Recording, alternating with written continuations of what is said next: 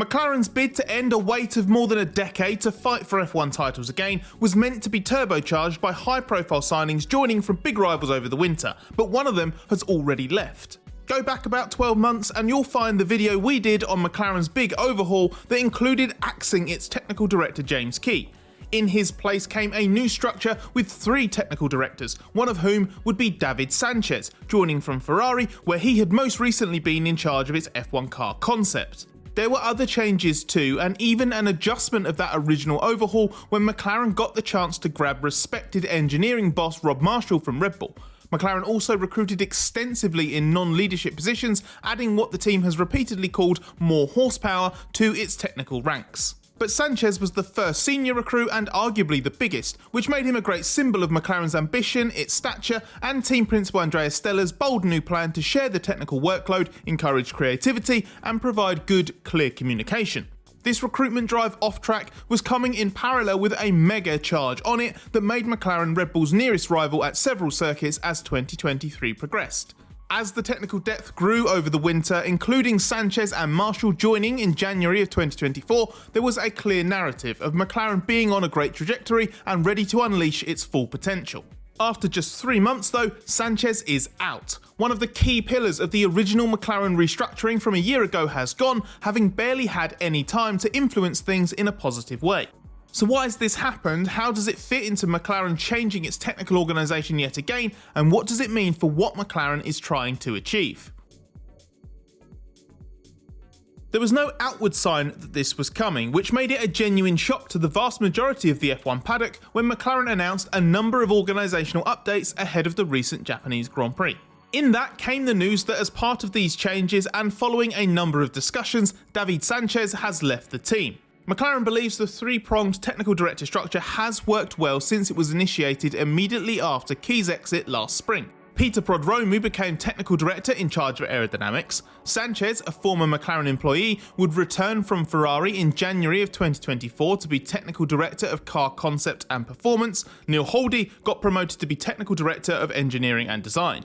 But this has been in flux ever since. First, it was obvious that the responsibilities that Sanchez would eventually assume needed to be split between others in the interim. Then Holdy lost out on his new position when McLaren got the unexpected chance to sign Rob Marshall, who, like Sanchez, had to wait to join.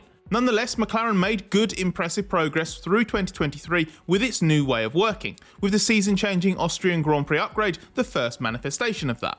And as McLaren was confident it had hired the right people to lead the organisation, it believed January 2024 would herald a smooth assimilation of the new recruits and let the technical team go from strength to strength. That hasn't quite worked out, although Stella insists this is not because of the technical model itself, and we'll get to what that implies in a moment. McLaren's pre-Suzuka announcement made it clear that the structure needed strengthening and evolving, with an emphasis on greater efficiency and effectiveness. To that end, Marshall switches to the role of chief designer after just 3 months, with Holdy getting his technical director position after all, this time just in charge of engineering. Sanchez's role though has been streamlined to focus on performance rather than concept, and Sanchez won't stick around to see that through. He's left immediately with a new technical director of performance to be recruited, and Stella, who has an extensive F1 engineering background, filling the void for the time being. Stella says that Sanchez's exit is just part of the news of wider changes, but as much as we respect Andrea, he doesn't get to decide that. Sanchez is the story, and the rest is just a minor evolution of the existing structure. After all, there's only one person leaving.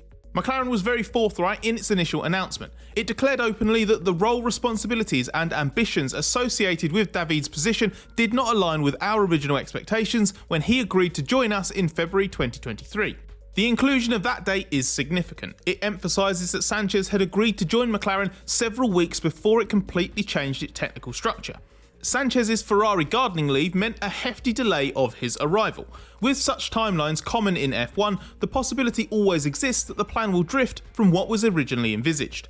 But shortly after Sanchez signed, McLaren enacted a significant strategic change, and over the year that followed, the dynamics in the technical department evolved with it. Sanchez didn't just join a team that was 9 months further into its journey than when he signed. He joined a different technical department entirely, with a tighter remit than he probably thought he would be getting. In Sanchez's words, the role we envisioned and had agreed to was not aligned with the reality of the position I found.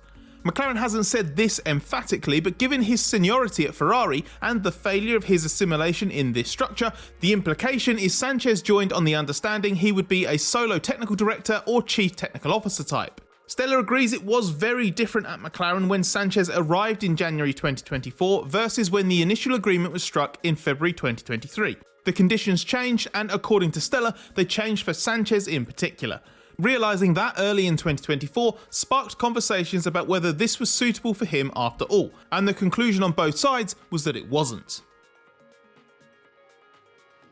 If we are to believe the three-pronged technical leadership does work, and McLaren hasn't replicated the problematic matrix structure it swore this wasn't a repeat of, then something must have been incompatible in terms of how Sanchez specifically fit in.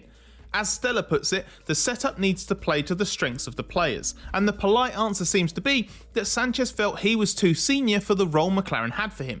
The complexity of McLaren's technical leadership, with multiple key figures holding significant roles, could have limited the scope or influence Sanchez expected to wield. His envisioned role was potentially promised under a different set of circumstances around when Key was still the technical director and might have become diluted or redirected.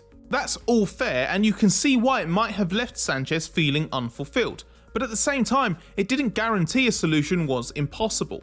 This brings us to a slightly less polite answer, which is that Sanchez is too individualistic. He didn't fit into a structure where he had to accept sharing responsibility and feed into a wider system. This was the only reasonable conclusion from reading between the lines and speaking to people in the Suzuka paddock. Even if the position itself wasn't what either party had in mind, why not adjust? If Sanchez the individual was still a good match for McLaren, then you would think his skills would still be beneficial. Marshall, for example, is not in the exact job he took on in January 2024, but he's not left. Sanchez, though, seemingly couldn't accept a reduced role or contribute effectively in another way. So what was so ill-fitting that the best decision was to terminate the arrangement after just 3 months? We thought back to a year ago when Ferrari was quite openly admitting it wasn't that fussed that Sanchez was leaving. The summary from various conversations we had was, he's a great technical mind, but he doesn't play well with others. Maybe that's what happened here. A combination of Sanchez being disappointed at the change of circumstances, a bit of ego, and a team that has evolved to the point where it doesn't need to bend over backwards to accommodate him.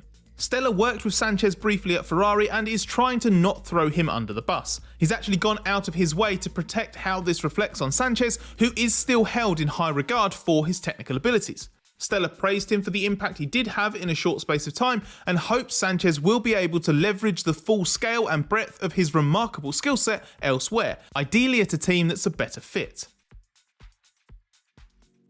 A second significant technical organisation change in the last 12 months isn't exactly a great look for McLaren, but it's also not a massive drama. It was a departure from F1 convention to set the team up this way, so it was always likely to need some refinement to get it to work the most efficiently. But Sanchez's exit is a cautionary tale of how, despite the best intentions, not every high-calibre addition to a team will seamlessly integrate, and McLaren's dealt with that reality quite well. In trying to play down how short Sanchez's second stint at the team has been, Stella argued that 3 months is a longer time than you think in F1.